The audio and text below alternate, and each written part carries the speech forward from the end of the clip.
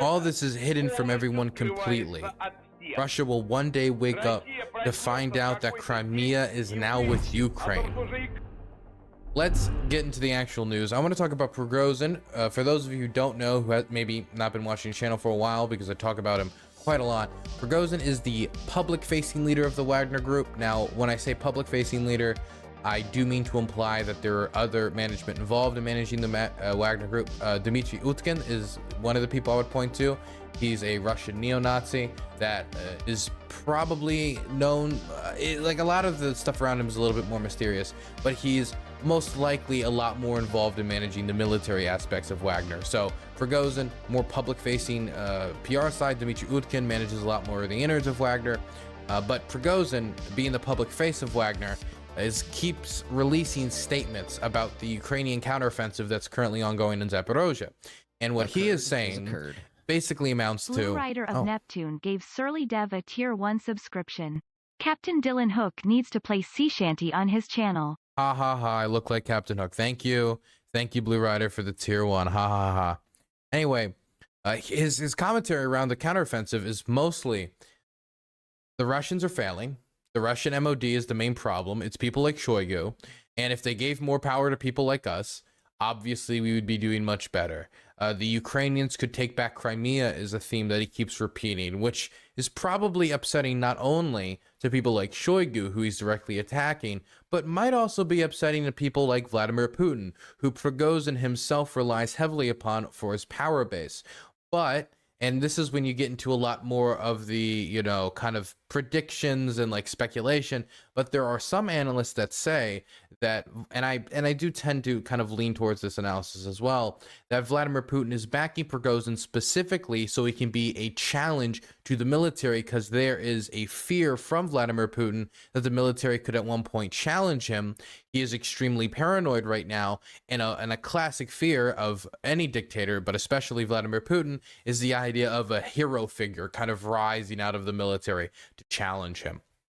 Anyway, Prigozhin, as is his role, and as he wants to, you know, accumulate more power for himself, get more trust from the Russian government so he can maybe get back his ability to recruit from prisons, as he did very successfully, or at least successfully enough to take the urban center of Bakhmut, and using them for what people call human wave tactics. But as I talked to a Ukrainian soldier who has fought Wagner in Bakhmut before, it's a little bit more complicated than that. You can check that interview on my main channel. It's an interview with a Ukrainian soldier who fought them firsthand in Bakhmut on 2 deployments. But in this dialogue, we're going to get more, which Prigozhin just released, we're going to get more of this lambasting of the Russian MOD. We're going to get more of this lambasting of Shoigu, and they're going to talk about possible doomsday predictions for what could happen if the Ukrainian counteroffensive succeeds, which he believes is totally possible. Let's listen to what he has to say. I'll quote-unquote translate, and what I mean by that is read the subtitles for the people who are too lazy to actually watch videos on YouTube because they're, you know, doing chores around the house, eating food, driving in the car, or playing video games. You know, any number of topics. Anyway, any number of activities. I'm rambling. Let's get into it.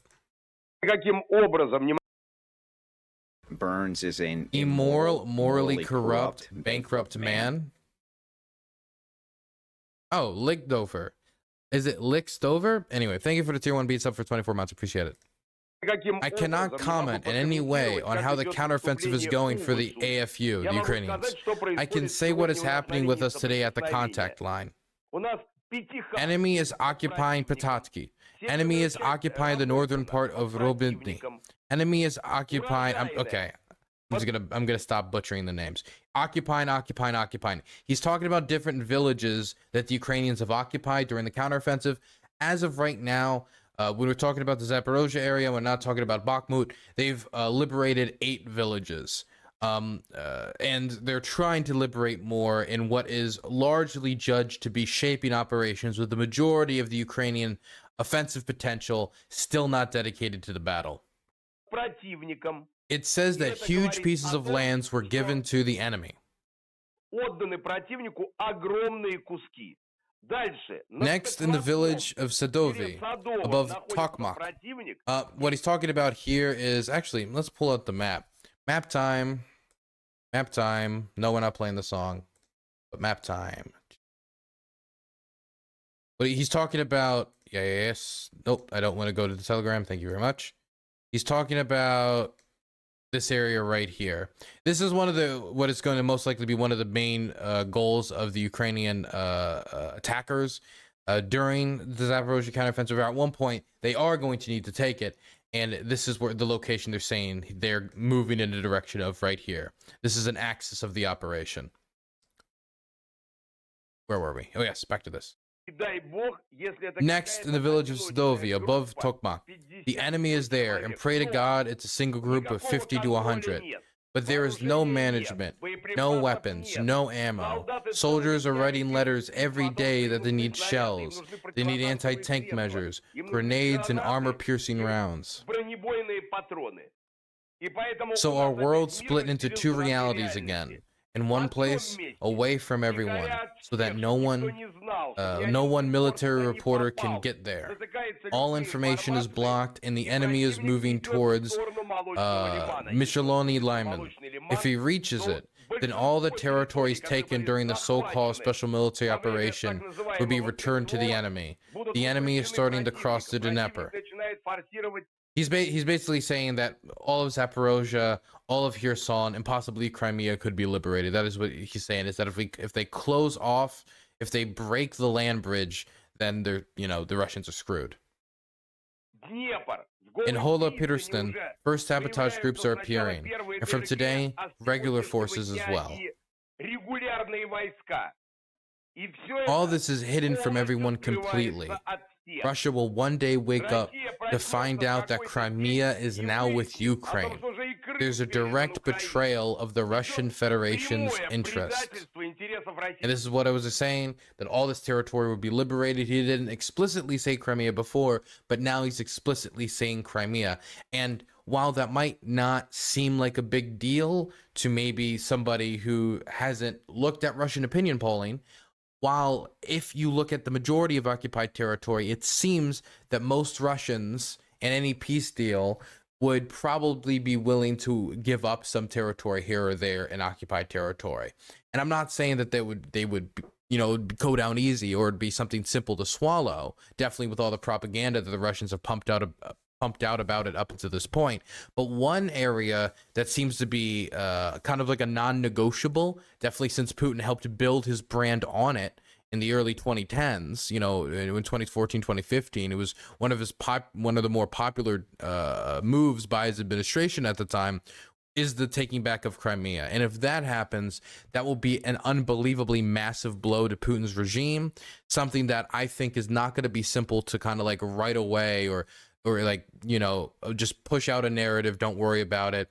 The public will just have to deal with it. With the loss of Kherson, that was already a big blow, but something like Crimea is on a totally different level. All this is happening against the backdrop of losses. Troops must be replenished. A soldier cannot fight alone, cannot fight, win.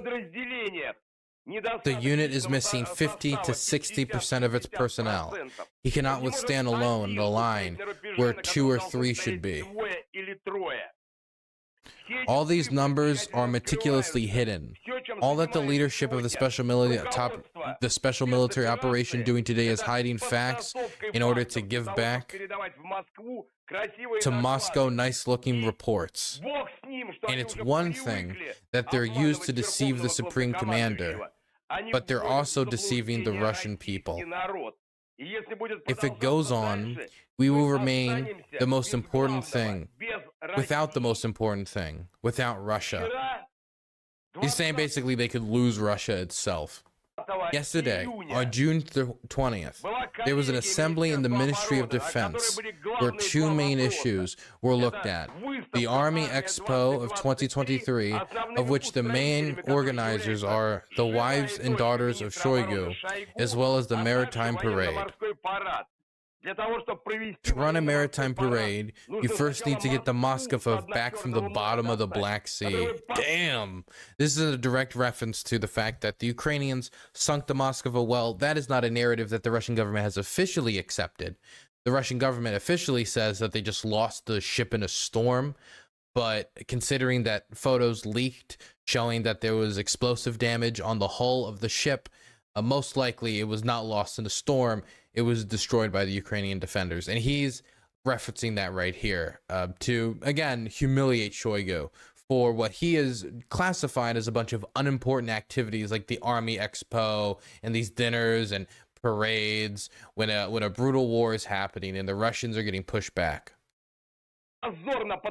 which these scumbags have shamefully sunk together with Russian sailors. This is how the Ukrainian offensive, by the way, that was something that the Russian government did not acknowledge much, if at all, was the amount of dead Russian sailors that went down with the Moskva. That's a really soft topic. So him referencing that directly is pretty edgy when it comes to talking about the Russian government. But of course, it's not like, oh, I'm challenging Putin. It's, I want to just make the Ministry of Defense look as bad as possible. This is how the Ukrainian offensive is going as of today. The next question is, what is the cost of the special military operation? The cost is the destruction of the army. What for? For some moron to receive the Marshal Star, for his family members to be untouchable, for him to paint himself and other conmen of the Ministry of Defense of Cathedral.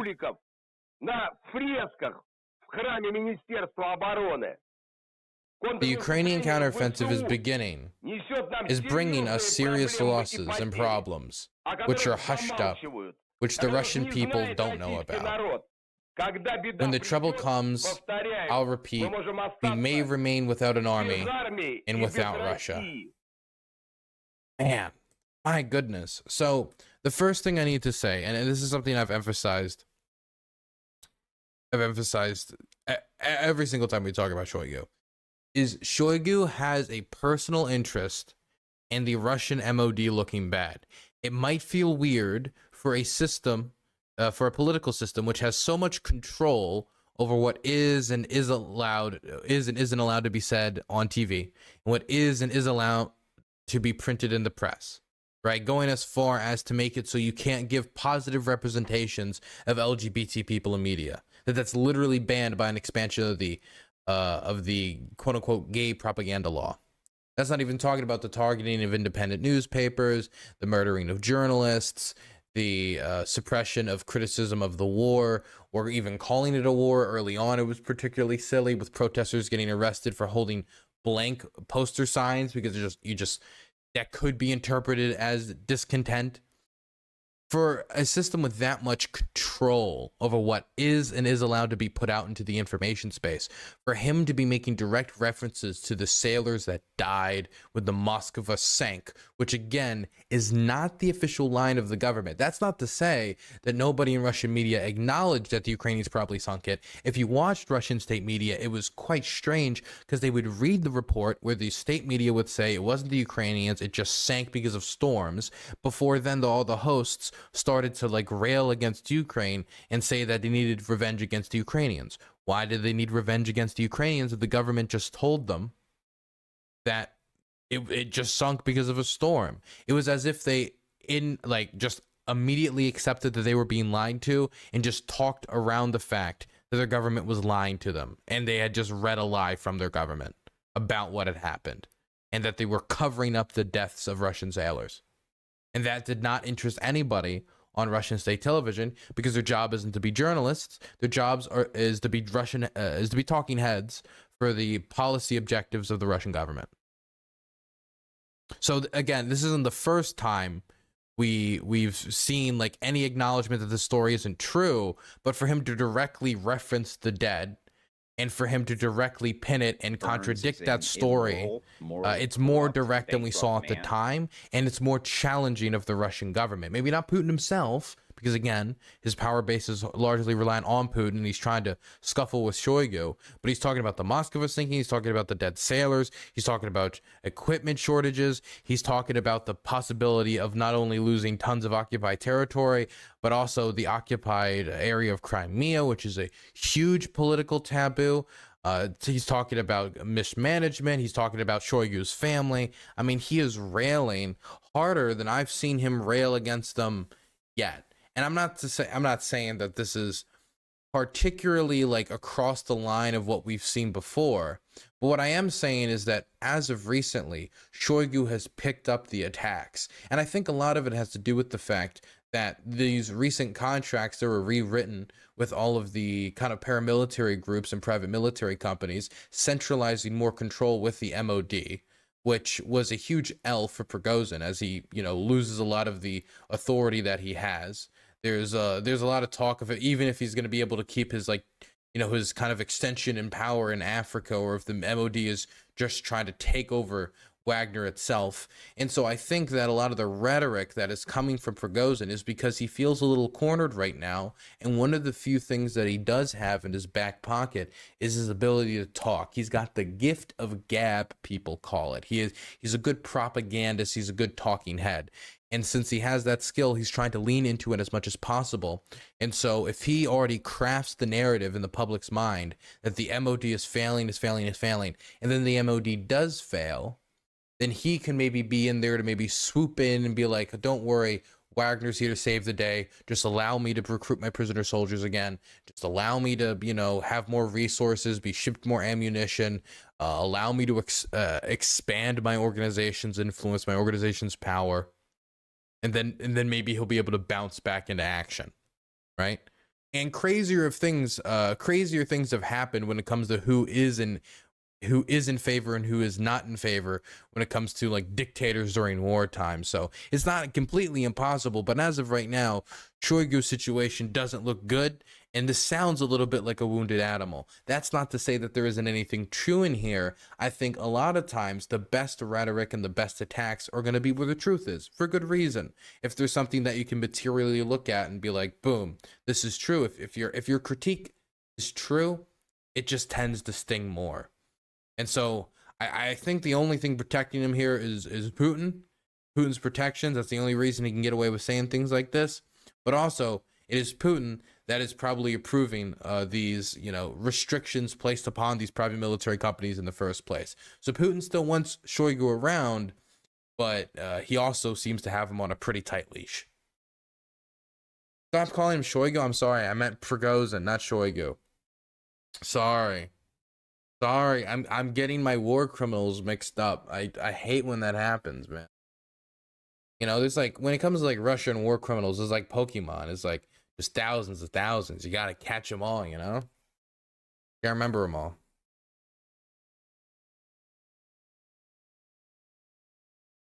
Losing in a storm just sounds way more embarrassing to me. That's the thing. I thought so too. If I came out and said, yeah, our naval ship, which was supposed to be able to take bullets and bombs, was destroyed by water in a really bad storm, I feel like that's more embarrassing than it got destroyed by bullets and bombs, like things designed to destroy it. But I think there was like a kind of psychological aspect to it where the Russians don't want to admit that the flagship of their Black Sea fleet could be destroyed by Ukrainians. Because if they show weakness in reference to the Ukrainians, then oh my god, actually there's a chance to lose. Or oh my goodness, we're actually fighting against a formidable opponent. This is not going to be easy. Or like the Ukrainians seem to be fighting ferociously against being taken over. That's also why every single time they get bonked really hard, they lean into the NATO stuff. Because I guess for a lot of Russians, it's easier to believe that the reason why they're having so many problems is because all of NATO is attacking them and fighting them. Not that, it's a bunch of Ukrainians with NATO gear, but it's a bunch of Ukrainians fighting back against them. It's kind of hard for some Russians to accept, and it's an easy narrative for the Kremlin and Russian state TV to jump on. That's why you'll see like reports about, NATO super soldiers in Ukraine. It's all bullshit. Like there's maybe like, I don't know, like some trainers or something, but there's no like NATO super soldiers. Like the Russians were alleging during the Kharkiv counteroffensive, that the reason why they were getting pushed back was because the Kharkiv counteroffensive was just so overwhelmingly filled with like NATO soldiers. And then they'll post footage of like Foreign Legion guys, people in the International Legion, try to prove it. Even though, I've interviewed International Legion guys, I've talked to the people at the International Legion Fund. They're not NATO super soldiers. A lot of them are veterans with free time, who, you know, believe in the cause of Ukrainian sovereignty. I mean, some of them, a few of them, even though I don't think the majority of them are like thrill seekers, but they're not like NATO super soldiers. If they were, they wouldn't need the International Legion Fund to begin with. They wouldn't be going around trying to seek the donations they're trying to get right now to make sure that these people have a support structure in Ukraine. They would already have that support structure at the behest of the CIA or something.